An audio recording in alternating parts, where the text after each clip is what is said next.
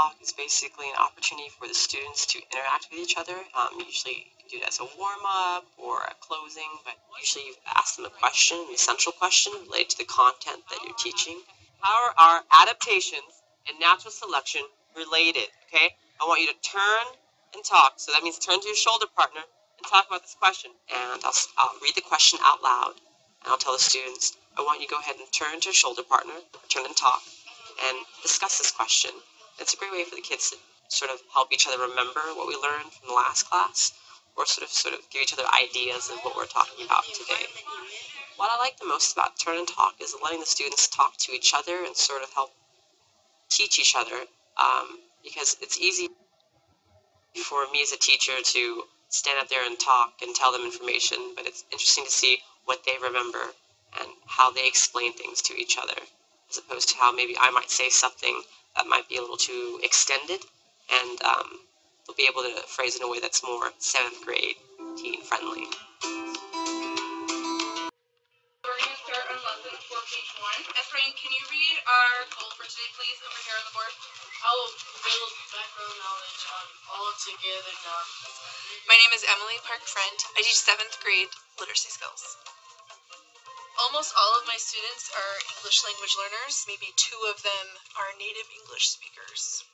Yesterday I had you circle in your book your focus question, correct? We all remember doing this? So today we begin with students reading some background information on Barbara Jordan with a focus question in mind. You read this biography of Barbara Jordan on lesson 4, page 1, and focus on just your question and jot down the answers. Later, you'll share out what you did. Who's Barbara Jordan? Barbara Jordan was an American political and a leader of the civil rights movement.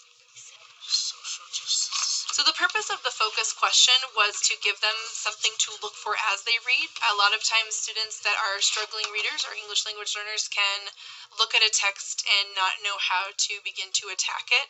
So this gives them a smaller portion. It makes it seem more manageable to them. Miss. So this group is ready. You guys can start with the share out. So take turns, okay? I'm not going to just give my book over to Valerie and she's going to copy it. I'm going to talk to my group, share my answer. I'm going to work on making eye contact with people while I do that. When they get together as a group to share out their information, each student is an expert on their question.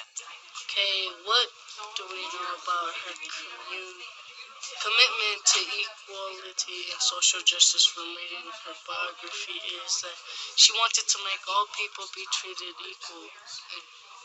She was an important politician, and she was the first African American to be elected to the U.S. House of Representatives.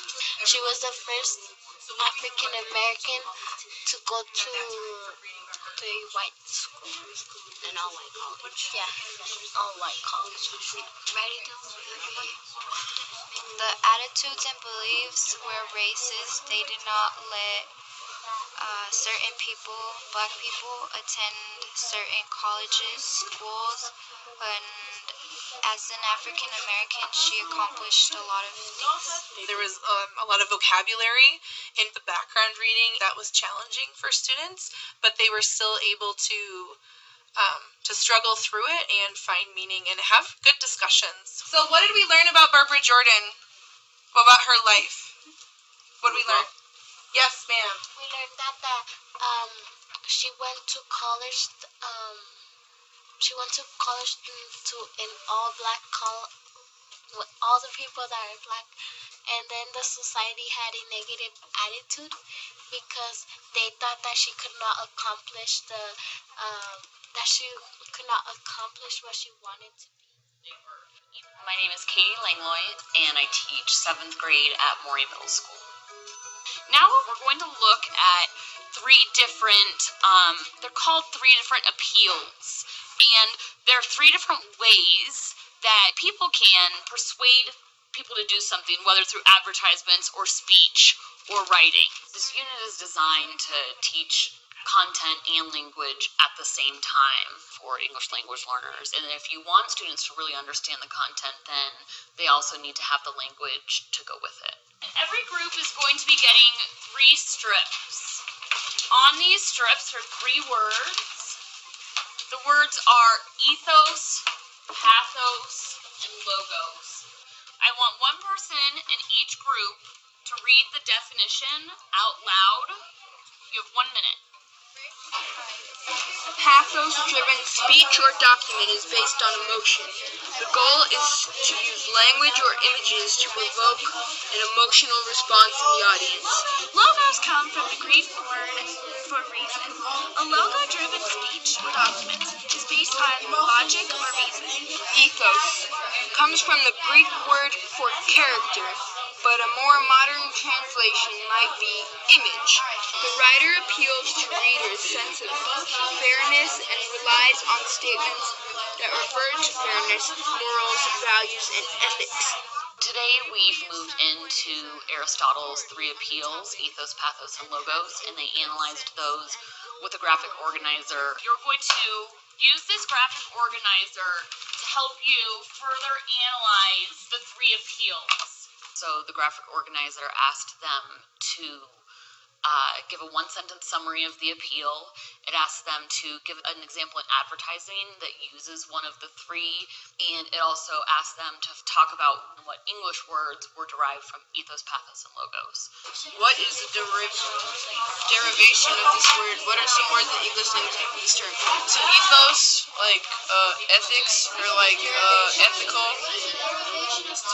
So for the first box, we wrote, this is based on reputation, values, credibility, and moral character. Can you think of an example of an advertisement that uses ethos? That uses character? Like a Gatorade ad where there's an athlete who's like, you should drink Gatorade. How does having an athlete sell it make it ethos? Like he's fit, and so if he's doing it, then you should probably do, and then you'll be fit. Exactly. So it's like all the like Romney commercials or stuff like back in like the days of like, I don't know, the election. It's like Mitt Romney's a family man. He shops at organic stores and all this stupid stuff that probably isn't even true. It's like all the stuff about like. And then they got to say it right. Oh, I Mitt Romney. Something bad about themselves. Or pathos, like those animal commercials. That's a great example for pathos. I think they're not human if you watch those and you're like, oh, this is nice. Sat through one once and she's like, I'll never do it again. She was like crying. Yeah, they're really, I think that's a great example for that one. Logos is having reason and logic to persuade, so it's more like facts. So, like maybe a campaign commercial for a president. They say maybe like, what do you guys think they'll say? Medicine commercial. That could work. Out into the world and get people to comment about their medicine, medications. That's more like reputation. Yes, but this is they're giving reasons. Yeah. Reasons to buy it. So more like facts. Also giving reasons why you shouldn't buy it because like it have these side effects and reasons why you should buy it because you need it. Side effects on a medicine commercial. We're going to look at